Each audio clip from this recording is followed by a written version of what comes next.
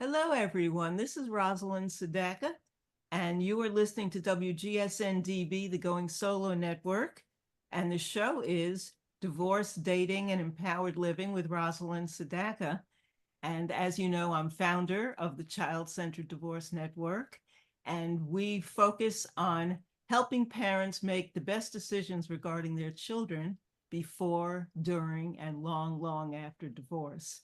So I have guests who are very family focused, who are experts in the world of divorce and co-parenting and dating after divorce. And we cover a broad realm of topics. And today I'm very excited to introduce you to our guest. Her name is Susan Haworth, and she's a counselor, coach, author, and she's worked in mental health centers, corporations, schools, and private practice for more than 4 decades. She holds master's degrees in counseling and management, as well as postgraduate counseling credentials. And she specializes in supporting step parents. And in addition, she writes an advice column called The Stepmom Whisperer, which appears monthly in Stepmom magazine. So I hope you'll help me welcome Susan Haworth. Thank you so much, Roz. I love not only your background and credentials, but the fact, oh, I'm so sorry about that. So sorry about that. I want to focus on the fact that you specialize in the mom's perspective on the step parenting equation, and there's a lot of wisdom that you bring to us in this realm. So let's get started by, let me ask you an important question. And we all know that the divorce rate is significantly higher for people who are in step families as opposed to people who are in their first families. And what contributes to this high rate is the question I want to ask you about. Yeah, thanks, Roz. And I do want to say that although I do support stepmoms and I have stepmom support groups, I work a lot with couples because we cannot solve relationship problems by ourselves. So what contributes to that high rate? It's crazy, Roz. It's been so high and it doesn't go down. It doesn't budge. Really? And the reason is that we have so many more stressors when we combine families, when we have second families with children. We first of all we have to co-parent in most cases. About 90% of the reasons why the step families are formed is because of divorce. So as opposed to death, so we have to co-parent. Now that is a stressor in itself. Then we've got these kids who are not our own, who we didn't birth, who we didn't raise, and we didn't inflict with our own worries and bad ways of parenting that we all do. Um, and they come all at once. You know, it's not like when we have biological children, chances are they come one at a time, except if, of course, if there are multiple births. So co-parenting is a huge stressor. And it's unrealistic to think that we can get along better with our ex-spouses post-divorce than we did before divorce. So we've got a lot of conflict going on there. We come with fantasies. You know, we're just not realistic about what a second family will look like. We learned probably from our first families how families operate, but this isn't the way this isn't how second families operate. Yeah. So we've got a lot of, there are probably a dozen or so reasons why there are more stressors. Just living with somebody else's kids is a stressor in itself, even if you don't have to co-parent. So that contributes to the very high divorce rate. And it's a very important factor to keep in mind because our families are difficult enough to raise in normal circumstances. So when we're dealing with the new complexities of second family relationships, it really can be exasperating and overwhelming for some people. And we have the children of different ages experiencing their own realities. They have very little choice in the matter, and suddenly they are dealing with new parent figures and or new siblings. So it's a very complicated issue, and I have great respect for you being a specialist in this area because I know how complex it is. It is.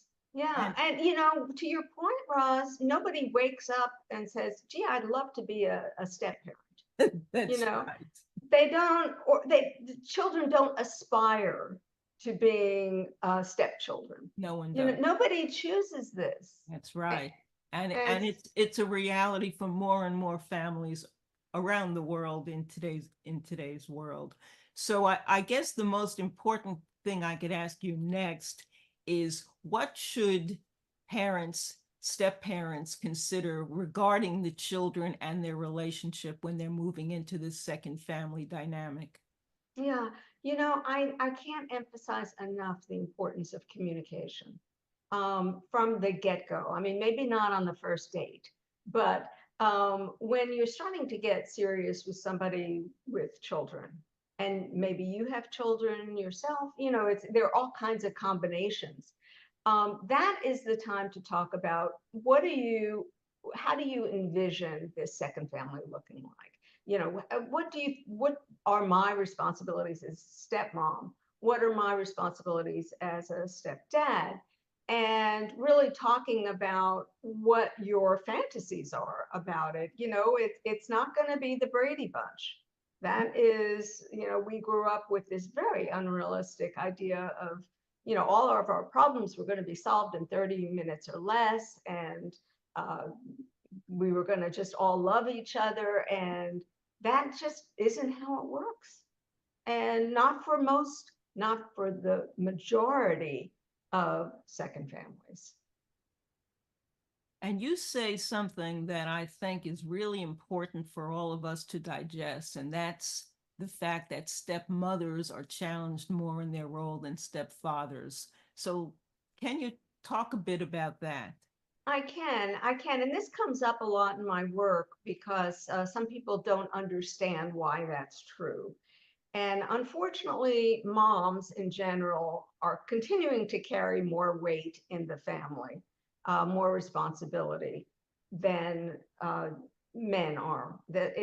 We have societal expectations, we have standards that are very difficult to meet. So the society thinks of women as the nurturers, and we take responsibility where we don't necessarily need to, and we put it on ourselves.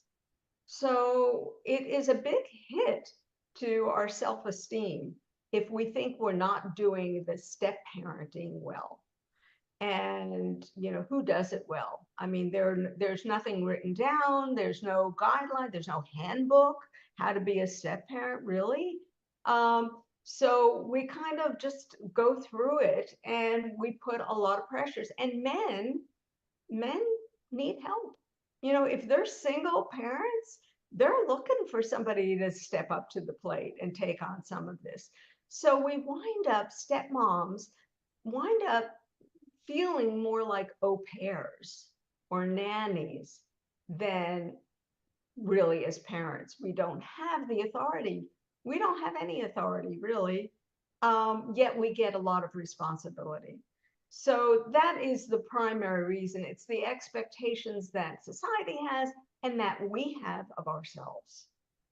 And that's really a double whammy because you're right. So, women, despite all the changes that we've made in the last decades, women are still more of the nurturer, the primary parental figure, the one who focuses more on family dynamics, even if both parents are working equally at jobs. It's more of the woman's role to to deal with family matters, and then you put on this new experience of these are not my biological children, but now I am raising them, or I'm raising them in addition to my biological children, a very complex situation. And I imagine it creates a lot of mental health challenges for the women, the mothers. It does, Roz. I'm really glad you mentioned that because, women in general have a higher rate of depression and anxiety than men, or at least reported. And of that, there's a subset of that, and it's stepmoms. They have the highest rate of anxiety and depression. We just don't know how to handle our new role. It's ill-defined. So we're all over the place, and we're getting criticized probably for it in different ways, or we're feeling the criticism. And stepdads, if they show up, if they're breathing in and out and standing upright and show up occasionally, we're good. We just think, They isn't get that acknowledged. Yes. great? They occasionally cook dinner, or they occasionally take the kids. But women, we just expect a lot of women. Yeah, well, there's a lot to unravel there, and I hope we Yes. have a little time maybe to go back. But I did want to ask you another question, because you say something that I haven't often heard, and you don't use the term blended when referring to step families. And I'm so used to people talking about blended families, which has a nice connotation. It sounds warm and fuzzy. And I'd love you to talk about why you avoid using this common way of referring to step families. It is exactly what you said, Roz. It is warm and fuzzy. And unfortunately, our families are not always often warm and fuzzy. It's, there are challenges. There are huge challenges, and they don't go away when the kids turn 18, by the way. So I don't use the term blended, and I do know many of my colleagues don't use that term either, because it puts so much pressure on step families. And frankly, Roz, I don't even know what it means. So everybody has their own definition. Does it mean that you go on vacations together?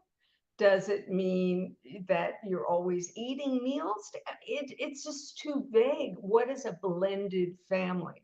So what I go for is I go for mutual respect, open communication, and peaceful coexistence. And that may not look like a blended family.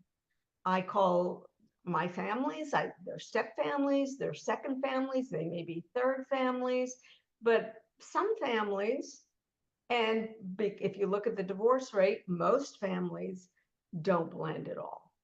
And that's okay. That's okay. We need to take out that expectation, that pressure that we're going to be one big happy family, because that's not the reality. I think that's such an important point you're making. It's the expectations, erroneous expectations, very often unrealistic expectations, that we can blend. Blending has to do a lot with the age of the children, the gender of the children, the values and interests that the individual children have in the individual families that are getting together. Sometimes there's a blending because there happens to be a connection, a harmony that develops between some of the kids, but we can't expect that to be the norm or the average for families when you have children coming from such different backgrounds, being the way they're raised, the way the parents raise them, the values and the circumstances and the economics and all of those factors coming into play, and suddenly expect everyone to just roll together in some kind of synergy. It's really unfair, and puts, of course, that extra burden on the parents, and especially the mothers. Why aren't you making this happen? Exactly. Boy, you nailed it. The mother's supposed to make it happen. And the kids, I know that is your focus, Roz, but think about the pressure of, I'm supposed to like these people. I'm supposed to invite them to my parties. I'm supposed, I don't even connect with them. And so that's, it's just way too much pressure on a family. It's not another one of those stressors that we can easily remove by changing the way we refer to ourselves and the language, because language is powerful. Yeah, you're right. It certainly is. So, what tips or suggestions can you give to step parents who are currently struggling in their role? Because I imagine there's many people out there who are really looking to someone like you with all your experience with some tips that are realistic. Yeah, yeah. Your point is great, Roz, in that even when we don't see the struggles as outsiders, those of us in a step family tend not to shout from the rooftops that we're struggling. There's a lot of shame involved, and there's shame of divorce, there's shame in sometimes having a second family. So we don't talk about it, but it's there. It's there. So communication is so important. I can't stress that enough. So communicating with your partner, because that is sacred. You need to preserve and protect your partnership. So communicating with your partner about what is going on, what you're needing help with. And I say the first step is talking about what your fantasies are Mm. and what your fantasies were and your expectations and how it's been a disappointment perhaps, and aligning that with reality. For example, many this is especially true for the divorced dads that I work with, is they somehow feel that their new partner, maybe their wife, maybe just their partner, is going to love their kids the way that they do. Yeah. And where is that written? How is that even possible? We don't have like a spigot we can just turn on. Oh, because I love you, I love your kids. Well, it doesn't work that way. So removing that as a fantasy, as an expectation, and all that comes with it, making step divorced dads need to make sure that they're not turning their precious partner into an au pair, into a nanny, that they don't put so much responsibility on their new partner. And stepmoms in particular have to learn, and this is so important, to stay in their own lane, to not do what the bio mom does, to not take that over. So they need to step back a little bit. This is not their shot at being a mother. It's different than a bio mom. I, And so they need to work on that. I love the clarity with which you're explaining all of this. You're so right on target. And it's interesting because when I'm dealing with divorced couples and got them through the divorce and into co-parenting, the next step that I talk to them about is dating after divorce with children. There's a whole dynamic that sort of gets, no one pays attention to that. Certainly the divorce lawyers aren't. And people are suddenly thrown out into the universe after their divorce decree is finalized, and they're supposed to start their lives anew. And I have to focus on them and explain the expectations that are ahead when you're thinking about dating with children. Jealousy on all levels is a huge human emotions. Your children are going to be jealous of the new partner coming in. The new partner is going to be jealous and uncomfortable about the relationship with the kids. The other sibling is going to be jealous of the fact that you're bringing a new relationship dynamic into the play. There's all of these factors, the competitions, the subtle and not so subtle, going on. And if they're not talking to someone like me as a divorce coach and preparing them for picking a partner, they suddenly get thrown into your lap when they didn't make a good choice in picking a partner to be suddenly step parenting without understanding the complexities emotional and psychological complexities. These aren't rules about dating, and these are understanding the human experience and what you are stepping into. And these parents need to be warned to move slowly and mindfully and consciously, and not let their emotions about being in love again and romance and sex and all of those exciting things overwhelm them in making decisions about who is this new adult stepping into their lives and into the lives of their innocent children, and given a role that is a thankless role and a very difficult, complex role. So knowing that someone like you is out there is really supremely important. Thank you, Roz, and thank you for stating all of that and working with divorced couples and divorcing couples, because it's so important. There are so many blurry boundaries when it comes to step families, and the kids they have ambivalence about the whole Sure. thing, and they're torn between two families. Their allegiances are divided, and so it's very, one of the things, the dynamics that happens quite frequently is that the kids report back what they have observed and what's going on in the second family. And how uncomfortable is that, to feel as if you're under surveillance in your own home? Yes. But that is, they don't know where their allegiances lie. And clearly there's a family loyalty issue. So there's that dynamic happening. And then, addressing the jealousy is so important, because what happens is that the biological mother and the stepmom are just pitted against each other when it doesn't have to be. Right. And they are on the side of the kids. They're on the same side, but somehow they're pitted as competitors for affection and love and everything. And it just makes it miserable for everybody. Yes, and sometimes it works out beautifully where these two women can really create a competitive relationship, and it's a blessing for the children and everyone in the family. But you can't expect that to just happen, and it doesn't happen organically and naturally. So it's a huge complexity. We're getting close to the end, and before we leave, I want to make sure you have an opportunity to tell our viewers how they could find you.